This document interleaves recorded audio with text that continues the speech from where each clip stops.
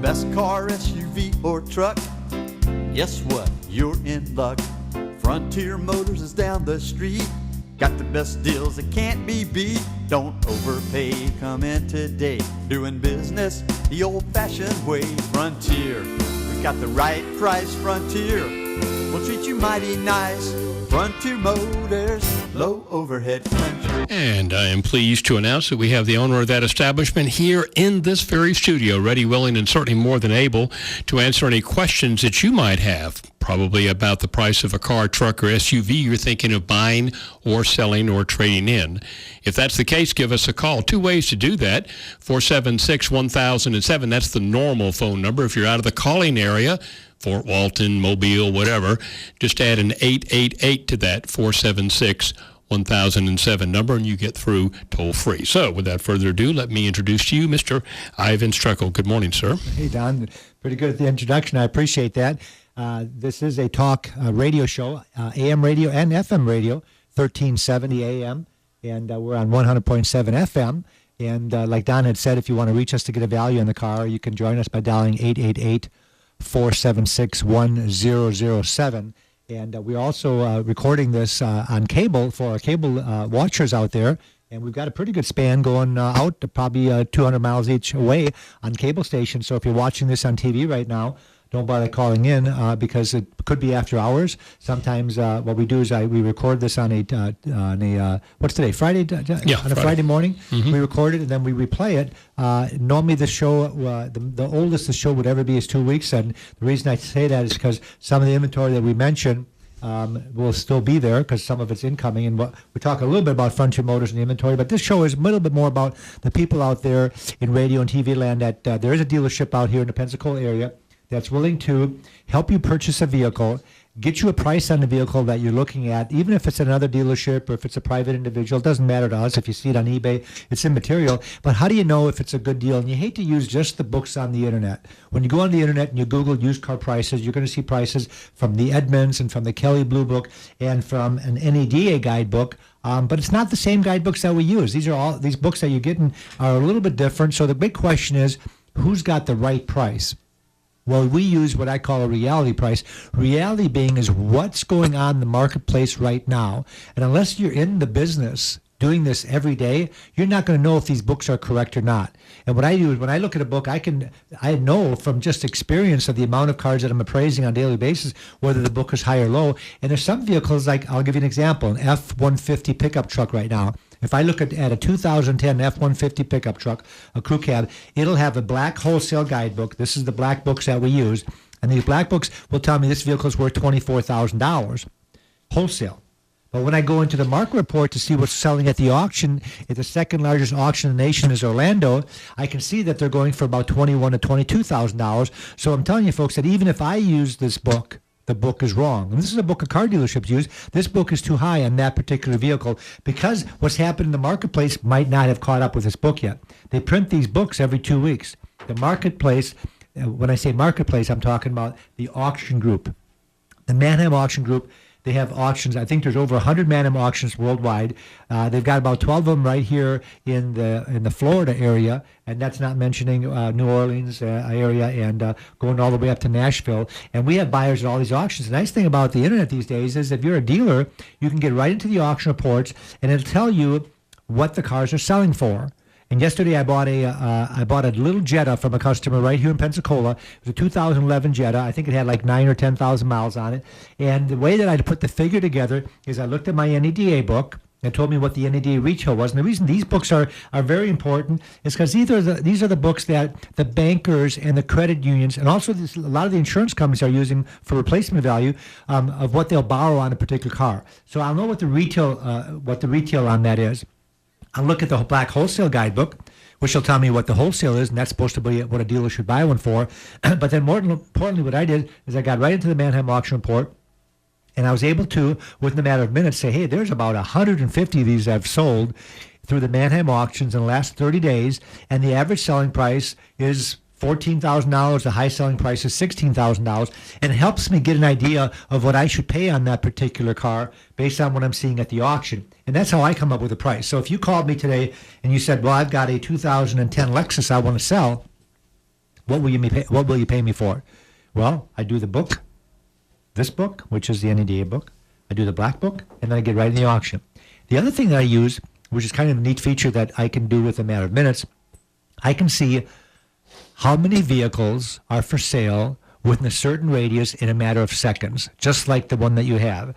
And yesterday I had a customer that was trying to buy a pickup truck from us. It was a little Ford Ranger, and we had its sale price. We originally got it, the NADA retail was $22,000. We've had this truck for over 90 days, so I marked the truck down to $17,800, which is about what I have invested in it. And I had a customer the other day call and said, I'll give you $17,000, including taxes, which means that I have to sell the vehicle for like $15,700 by the time he had the taxes, and he said out the door, which means the tag transfer, the dock fee, everything else. And I said, well, that's way less than what I paid for it. But I've had the vehicle for over 90 days. So before I say no to that, based on what I paid for it, I said, let me get into my what they call price driver and see what every other 2011 Ranger is selling for within 150 to 300 miles. So I plugged it up. We had the best deal at $17,800. Nobody was even close to what we had. So I was able to ascertain that the customer was trying to get a better deal just because he was trying to get a better deal and we were a car dealership, not because he thought that's what my vehicle was worth, because I could pretty much prove to him that he couldn't buy a truck like that anywhere unless he went higher on the miles. I think ours had 20-some thousand miles on it. If you found one with 50,000 miles on it, that might work. If you found one with a stick shift and crank windows versus ours, which is an automatic with power windows, then there's going to be a difference. But if you go look at vehicle to vehicle, I was able to justify my price on my vehicle based on what I see all over the place. No, as a matter of fact, the small trucks over the last 90 days have actually gone up in price. And I'll give you another example. We sold a Ford Mustang. I had another vehicle that, for whatever reason, it was a 2012 Mustang, had 20,000 miles on. We had it on the lot for over 90 days. So I said, well, I'm going to price it for what I have invested in it. We were trying to I think we had it marked up $2,000 originally. So what I did is I marked it back down to $17,800, which was the sale price. That's about what I had in it. I had more than one customer come and says, I'll give you $16,500, I'll give you $7,000. And you know what? I sold the vehicle for $17,800. I went to the auction to replace it because I've always got to have a 2012 Mustang in stock, if not two or three of them. They're selling for $18,800 at the auction. The customer that bought it didn't even know how good of a deal he got because his job was to work the deal. No matter what they ask, always try to get it cheaper. And what I do at Frontier Motors is make sure that you know how I'm coming up with the price. And what I should have done is check that price originally.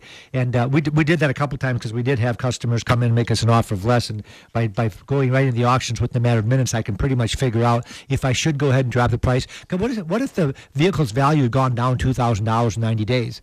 I'd have to drop my price. Because I don't look at so much what I paid for it. I look at what are they going for now. And some of the vehicles, like the Mustang, actually went up in price. Now, I'm not sure if the 2013s, when they came up, they might have had a pretty good price increase. I'm not sure why the 12 used ones would go up over 90 days instead of go down. Of course, it becoming to be springtime pretty soon, and the sporty cars sell a lot better in the springtime than they do in the wintertime, whether it be Mustangs or convertibles, and that's one of the things that's going right now. Frontier Motors, located at 230 Beverly Parkway. We are located in the heart of Escambia County. We're not in Car City. We're about 2 blocks only outside of Car City, so we're really easy to find, but we're not in the middle of Car City. And one of the reasons was 16 years ago when we opened the dealership, we wanted to have a lot less overhead, and we were able to buy a small plot of property for about $100,000 instead of spending $1 million on a mausoleum. They still said you were crazy, though, didn't they? They did. Friends, co-workers, other car dealers. Well, we were in a kind of what they called back then a bad neighborhood. Unfortunately, the neighborhood's been cleaned up down, but back then, 16 years ago, that Blue Angel area wasn't the best. Matter of fact, when we bought it, it was a buy here, pay here lot, and they had a fence, a real high fence, a 14-foot fence. I remember it well. With barbed wire all the way around it because people would vandalize the cars. So what we did is we tore the fence down. We put in a nice little fence that is more or less for aesthetic purposes, not because to keep the cars in. And we haven't had any vandalism. It's been really neat to be on Beverly Parkway. We've got great neighbors. We don't have any problem with cars getting stolen or cars getting keys or, knock on wood, I should say. Have really good luck. We don't have a fence around the place other than for aesthetic purposes. And we have really made a home on Beverly Parkway. And now fast forward 16 years later, we're the number 1 independent car dealership in the state of Florida. We're the number 7th independent dealership in the nation, which is almost hard to believe because, I know we're selling about 200 cars a month, but I wouldn't think that would put us in the top echelon of almost any dealer out there. I'm not talking about new car dealerships, folks. There are some new car dealerships that sell a lot of used cars. But as far as an independent, standalone dealership, and the reason I think the independent is a big deal to me is because when you come on the lot of Frontier Motors, we're not there to sell you one make and model. And when you go on a Lexus lot, for example, you're going to see that when you go to their used car lot, 75% of the cars on their used car lot are Lexus. Are used pre-owned Lexuses because they just assume that if you're going to look at a pre-owned Lexus, a good place to shop would be the Lexus dealership. Rightly so. That's what I would think. Only 25% of them are other makes and models. At Frontier Motors, having 200 cars in stock, or actually 300 cars in stock, we sell every make and model, so we don't really have to sell you on something. I had a customer yesterday that was looking at an RX 350 Lexus, and she had one she was trading, and we only had two of them that were in her price range, so I gave her a price on both of them. And then before she left, I said, "Are you sure that the only car you're interested in is an RX 350? She says, "Well, not really. I might be open to looking at some other ones, but I don't want a real tinny sounding SUV. I want something that's got solid doors," and that's one thing that she loves about her Lexus. She says, "I like the way the Lexus sits, and I like the way the Lexus rides." And I says, "Well, I know there have got to be other vehicles out there that have the quality of a Lexus and that feel like a Lexus, but that aren't as expensive as a Lexus." And she says, "Well, when you find that, let me know." So she gave me her email address, and what I'm going to be doing is I'm going to be going through our SUVs to see what else is the quality of Lexus. And one of the vehicles that I found is I have a beautiful BMW X5. It's a one-owner, locally serviced vehicle over here at Sandy Stansing BMW. That is an excellent price vehicle. It's about $4,000 less than Lexus, so that's one of them that I would put on that same scale as the Lexus. I'm not saying the reliability is as good, but the BMW SUV is very, very popular, so other people must think it's pretty good, or else they wouldn't be selling like hotcakes. Frontier Motors is the alternative to new cars, so if you're thinking about buying a new car, think of Frontier Motors. Even though we don't sell new cars, our job is to save the depreciation that you would normally pay when you buy a new car and buy one that's maybe 3 or 4 months old. By the way, if you do want to join us to get a value, let me tell you the phone number again. It's 476-1007. That's 476-1007. You can join us on the show if you're listening to this on the radio right now, and I can give you a value on your vehicle or just advice if you want to know which car is a good car, bad car, or anything like that. We can pretty much answer most of the questions other than this is not a call it fix it show. We don't I don't fix the cars personally. We have somebody that does that for us. But what our whole claim to fame is to give you values, is to give you wholesale values, retail values, how to dispose of your car, where the best place to advertise, things like that. But when I'm looking at cars, talking about an independent dealership, we sell used cars for a living. But I don't know if I would consider a 2012 Fiat in our inventory with 79 miles on it a used car, even though legally I have to because I'm not a Fiat dealership. We have a great Fiat dealership right down the road. And it's Pensacola Fiat. I think it's owned by the Eastern Shore Group. So if you're going to buy a brand new one, 13, you'd want to go to the Fiat dealership right here in Pensacola. If you want to go to buy one and save some money, you stop in at Frontier Motors and you look at our 2012 with 78 miles on it. But let's say you don't like the color. Ours is red. And let's say you want a white one, and I don't have a white one. Well, what I can also do is how about I appraise your trade for you?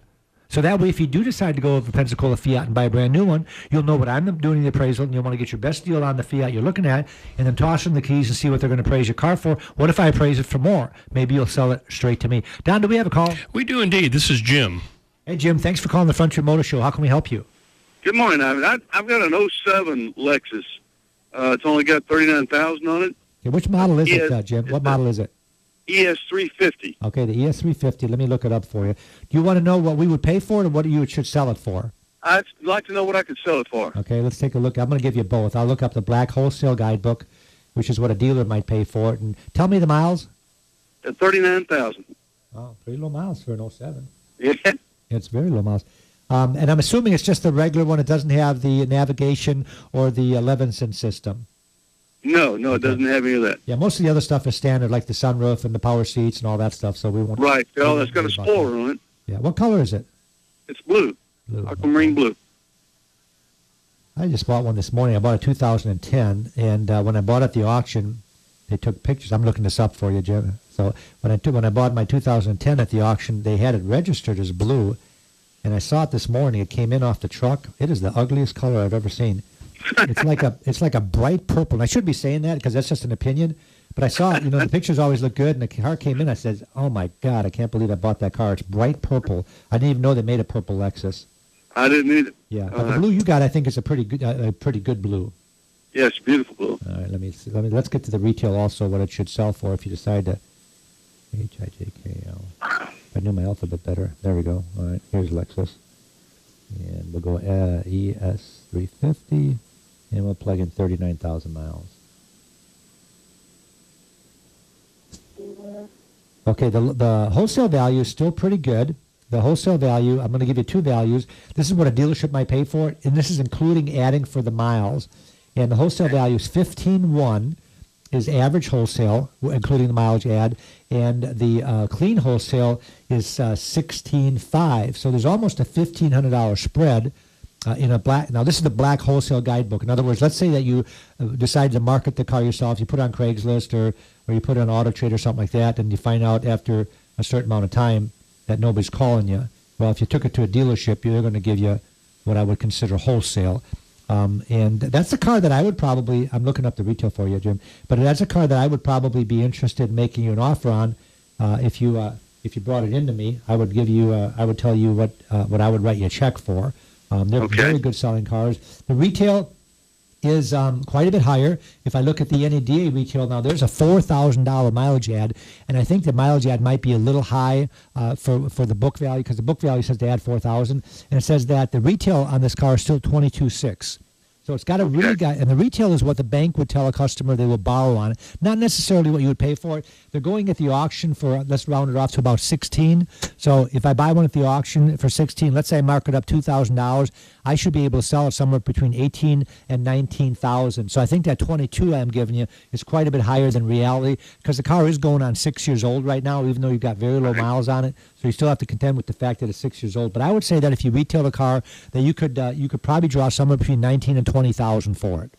Okay, great. Thank you so much. All right, Jim. Thanks for calling the show. And one of the things that we can help, I have a customer, and this gets a little bit involved, but I'll give you an example this morning. We have a customer trading in their Lexus, and it's a LX 470, which is their mid-size / large SUV. The 470 is a V8 motor, four-wheel drive vehicle, and it's not as big as the LX, which is a real big one, like the Sequoia size, but it's not as big as as small as the RX 350. But he's trading this in. I told him I'd give him $20,000 for it. He worked out his best deal in the vehicle he's looking at, and then he threw the keys and said, "Hey, look at my vehicle. I didn't even know that he had a trade-in." And it doesn't really matter. I can always split it up to so you know what you're paying for the new vehicle and you know what the trade-in's worth. So I praised the vehicle for $20,000, and he came back and said a couple of days later, he said, "Let me think about it," because he didn't know if that was a good deal or not. And he came back a couple of days later and he says, "I don't think I want to do that. I think I want to sell my car myself." I said, "Well, the only reason you want to sell your car yourself, not because it's a lot of fun, is because you think it's worth more money." Well, of course, I think it's worth more money. But I mentioned to him that if he sold his car himself, I gave him 20. Let's say he sold it for $21,500. That's $1,500 more. That's quite a bit. Well, when he bought in a vehicle he's looking at, it's about $50,000. Well, now he has to pay taxes on $50,000. His tax implications without the trade-in are $1,500 more in taxes because he has no trade. If you trade in the vehicle for $20,000, now only has to pay taxes on $30,000, the balance. That's a $1,500 difference. So if he sold it himself for $1,500 more, so I'm convincing him, in other words, to go ahead and trade it in because it's a lot less stress. You don't have to worry about people that have to sell their car first. You don't have to worry about people having good credit, bad credit. You don't have to worry about people coming over the house. You don't have to worry about people test driving your vehicle, and who knows what if something happened while you were on a test drive. Are you even covered if they're on a test drive? Matter of fact, you've got to cover the other person. I don't know if a lot of people realize this, but the person that owns the car, the one that's titled in, is the one who's got to pay when it gets smashed up. So there's a little bit of a risk there when you list your car. So based on the information I gave him, I convinced him that trading is a much better deal, even though I agree with him that he could probably get more money if he sold it himself, but after he loses the tax credit, he's just better off trading it in. The only time I'll tell a customer to sell their car, and let's say you've got a car that's a beater. Let's say it's got 140,000 miles on it, and I get one of my wholesalers to look at it, and they give me $500. You say, "I'm not taking $500 for this car. I just put a clutch in it. That was $1,000. Well, I understand that. Then just sell it yourself. You might be able to get $1,500 or $2,000 for it because that's what they're going to do. They're going to buy it for $500 and try to sell it for $1,500. So sometimes when you have an old car, you're better off not trading it. But most people, the funny thing is most people still trade it because they don't want the headache and the hassle. And most cars that are old have issues. Check engine lights are on. I had a lady the other day that was in there with her Lexus that had 180,000 miles on it. And I believe that by the time I got it ready for the lot, I'd have to spend at least $1,500 on it. All these little things were wrong with it. And if she sells it, she has to fix those things also. Whether she sells it herself or we sell it, those things need to be fixed. So it's not as easy as you might think to retail your car yourself. And that's where we come in. But what we can do is tell you what to retail it for.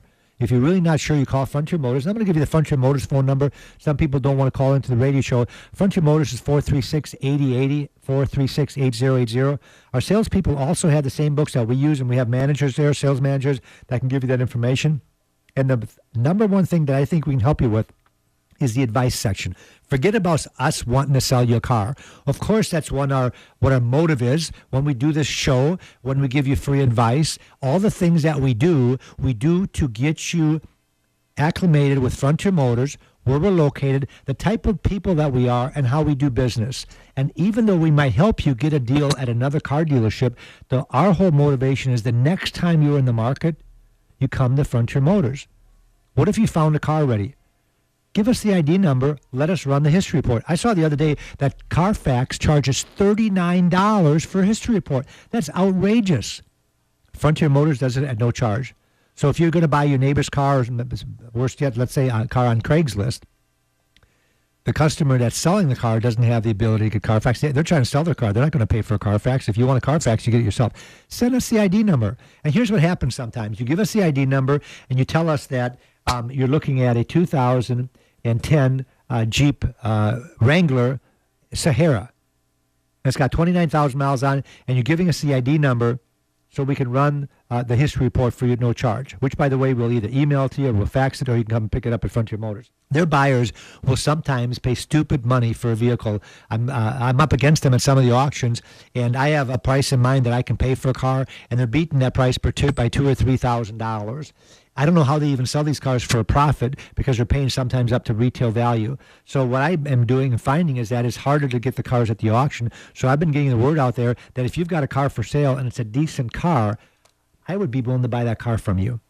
And people are always surprised. I think in the last 2 days we bought 11 cars from private individuals. That's more cars than I bought at the auctions. And we're selling about 50 to 60 cars a week. So guess what? I've got to replace 50 to 60 cars.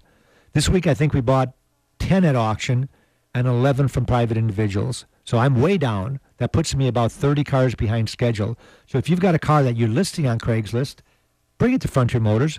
Let me take it around the block, and within a couple of minutes, I can tell you what I write you a check for. If I don't need the car for my inventory, I'll tell you that, but I'll tell you what to price it for. I can tell you maybe we can do it on consignment. Consignment is where you drop the car off and I sell it for you. I had a customer the other day that had an F-150, folks. He brought it in.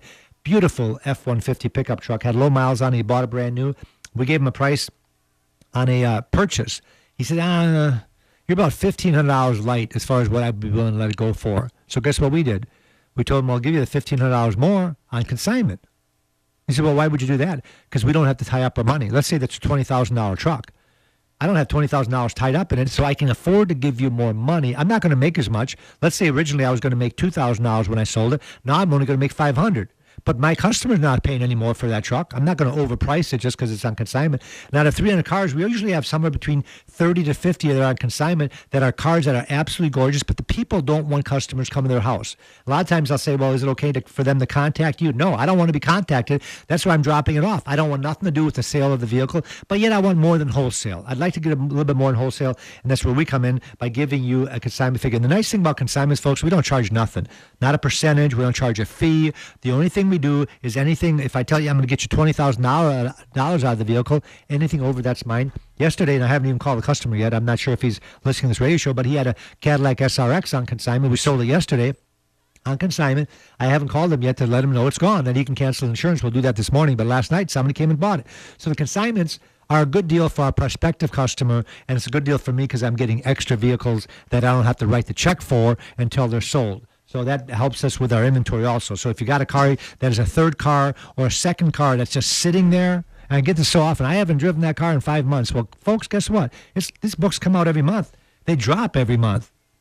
So if you got a car that's just sitting there, you're throwing money away. Can you imagine if you would have put the money in the stock market a year ago? What it would be worth now? They say the rate of return this year is already, in the last month, is already 14%.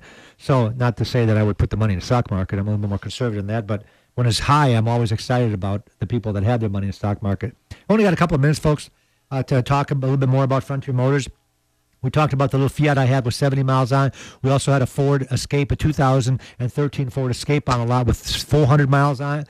We have a 2013 Ford Fusion with 500 miles on it.